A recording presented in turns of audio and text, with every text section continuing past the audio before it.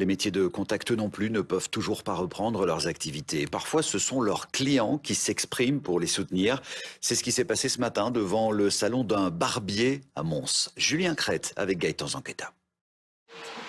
On pourrait presque mesurer leur impatience à la longueur de leur barbe. Allô? L'enfant ici? Mais c'est dégueulasse!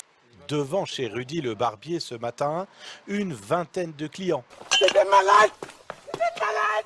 qui commencent à trouver le temps long et qui sont venus le dire. Je me demande si c'est vraiment nécessaire, toute cette violence. Non, ça va. Je suis en colère parce que c'est une injustice. Il y a beaucoup de gens qui peuvent travailler et qui n'ont pas la sécurité qu'on a ici quand on vient. J'ai déjà vu des faux culs. Ça devient ridicule. Hein? Alors vous voyez des trains bondés, des métros bondés parce que ces gens-là vont travailler. Et puis à côté de ça, on vous empêche de venir ici. Quoi tu penses?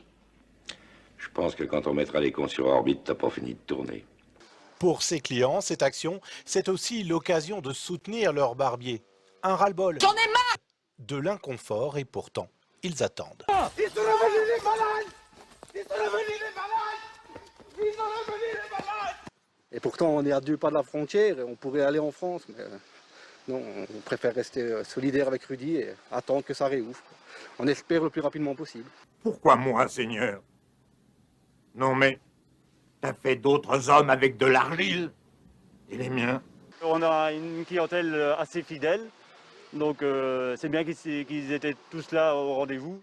Pour cette réouverture symbolique, Rudy et son équipe ont pu nous montrer qu'on regarde autre chose que votre tête! le dispositif présent. Du gel, un nettoyage régulier, un aménagement opérationnel. On a une distance qu'on peut mettre 3 mètres à chaque collaborateur, et donc pas besoin de mettre de plexi. Bienvenue, pauvre cul! Donc on est bien à son aise. Et parmi les questions qu'ils se posent, les coiffeurs pourraient-ils rouvrir moyennant testing régulier et installation de systèmes d'aération? Pour le secteur, il y a urgence. Oh mes chéris, quelle joie de vous retrouver! Je nage dans le bonheur! On a 10 000 € de frais par mois et l'État nous verse 3 200 pour la passerelle. Je nage dans le bonheur! Bien à fond. Les 34 000 travailleurs qui dépendent du secteur attendent toujours des perspectives de réouverture. Pas de pignouf! La date du 13 février est évoquée. Maintenant, on rentre ou je vais me fâcher.